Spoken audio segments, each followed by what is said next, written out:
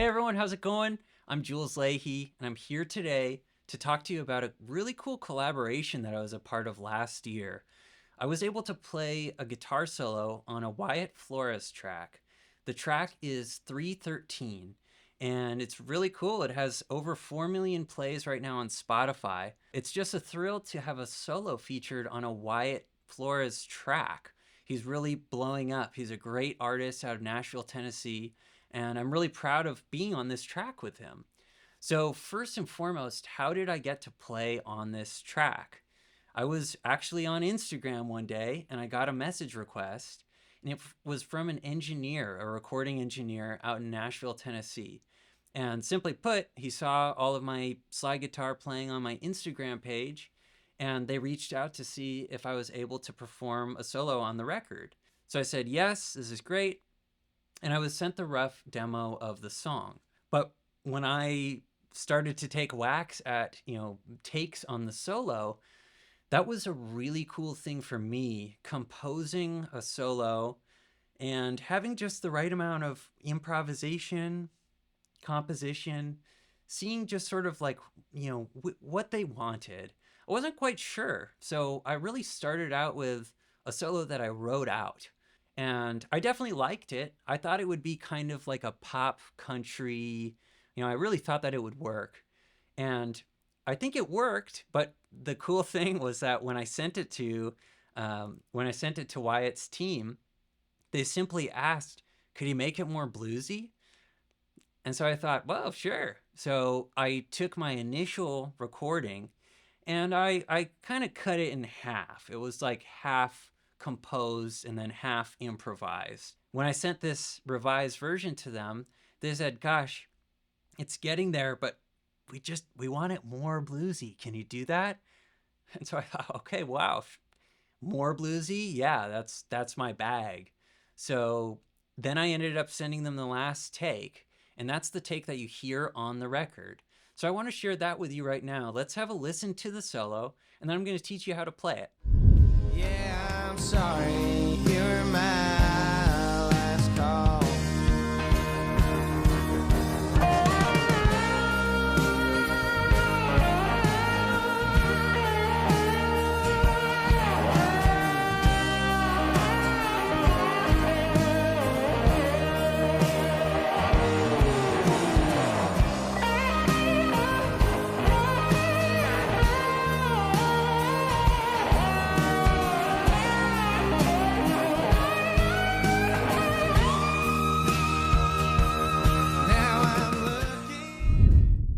Cool, so there's the solo, and there's the final product in context, right? So let's start to learn this. So it's in the key of E flat, first of all, and I'm in open E tuning.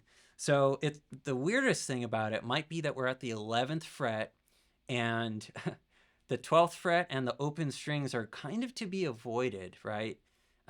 We're not really doing that. This is very position based, and this is out of the 11th fret. So let me just go lick by lick. Here's the very first part.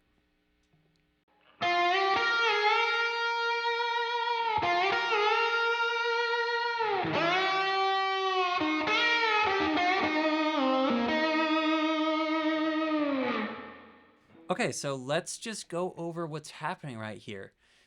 There's a pickup, and so it goes 1, 2, 3, da da da da wow. Right? I'm not starting on beat 1. It's really nice to set up the solo and come in not right on the downbeat. The 1 is a funny beat because we kind of want things to, we want to set up the 1. So that's what I was trying to do by having that little, it's pitch-wise, it's 2, 3, 5. 2, 3, 5, 5. Right? And so once more, that's on the G string first.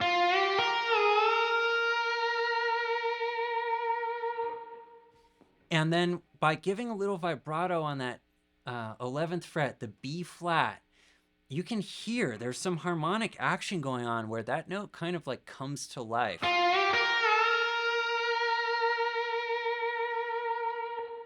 We hear the fundamental, but there's all this other stuff going on up top that's really pleasing. So I love that. I love that. And then let's see, after that.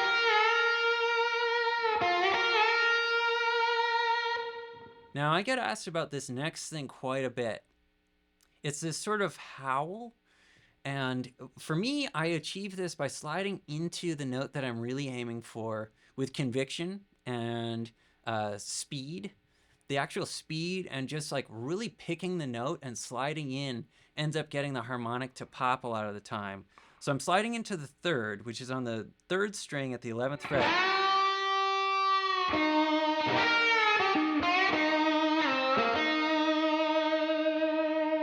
So check this out.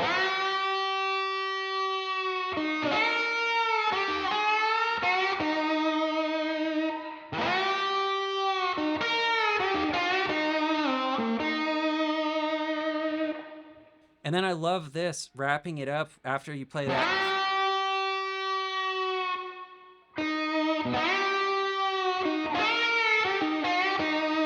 6-5-1.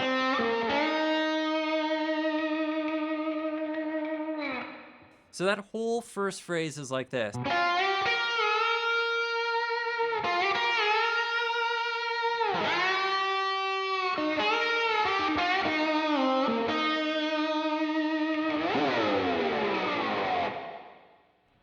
then there's a nice big dramatic slide down, a little pause, and then we come up and we go like this.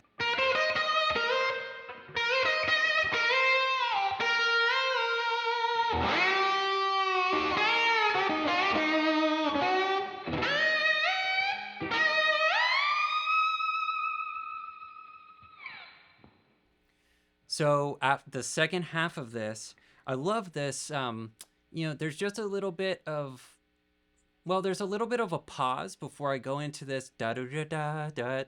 This is like, to me, this is like a gospel singer singing this part. That's kind of how I'm thinking about this.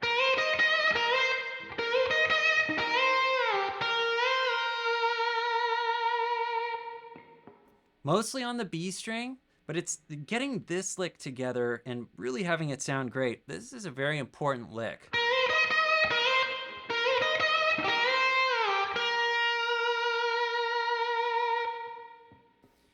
I love that da da da da. That's a really cool thing. And then this next part, I actually just put a YouTube video out where I explain these getting vocal sounds in your slide playing. One of the exercises that I did is actually what I played in this solo. I'm going like this. This is part of the exercise from the video.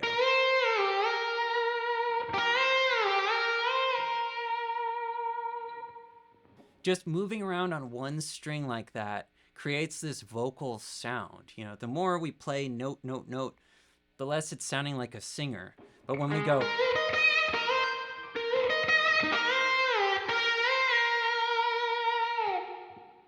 I mean, considering this is a piece of wood with 6 wires over it, this is starting to sound mighty vocal.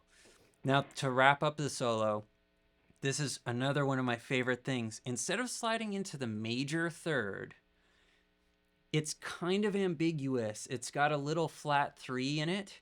So it's like, it's not exactly the 11th fret. It's not exactly the 10th fret, but I'm sliding into that third string.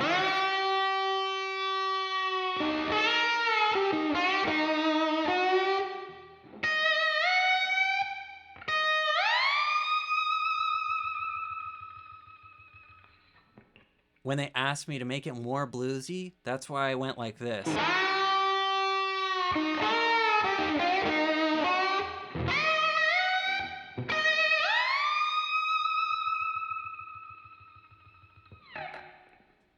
So to wrap up the solo, I just kind of played a little blues lick. I like that at the end of a phrase. Ending phrases that are kind of melodic with some blues, that's kind of like a secret little formula right there. You can play melodically, and then when you wrap up, right when you're ending, just play some gut bucket blues, right? That's something that I've at least found for me that I find it really pleasing. So I'm going to play the whole solo one more time really quick. I'd encourage you to try to play along. Try to learn this solo and play along. There's not so much going on. It's more focused on getting great tone and, just playing in the pocket. And we're not trying, this is not a like, hey, look at me solo. This really tries to fit right into what the song has going on already, right? So anyway, here's the whole solo again. And yeah, just watch really closely, try to pick up all the licks. Here we go.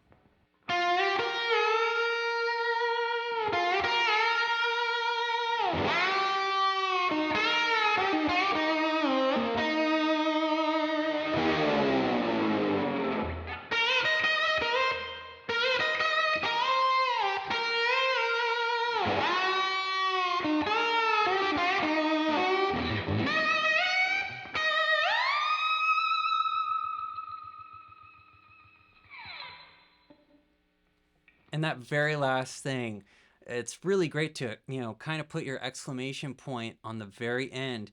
All I'm doing is sliding from the root to the root, but it's up an octave, and it really, it's a great way of getting out of there. It's like we spent all our time down here, but there's something building, and man, it's building to that last high E flat, way up off the fretboard. That would be up at like the 23rd fret, right? So that's kind of a funny note that you have to go find.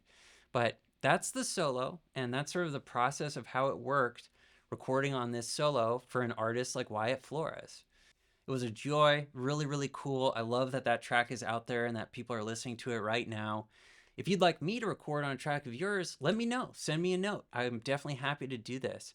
If you want help with this sort of thing, let me know. I'm happy to help you too. Hope you enjoyed this video. If you haven't yet, please subscribe to our YouTube channel. We're putting videos like this out all the time. I'll catch you in the next one.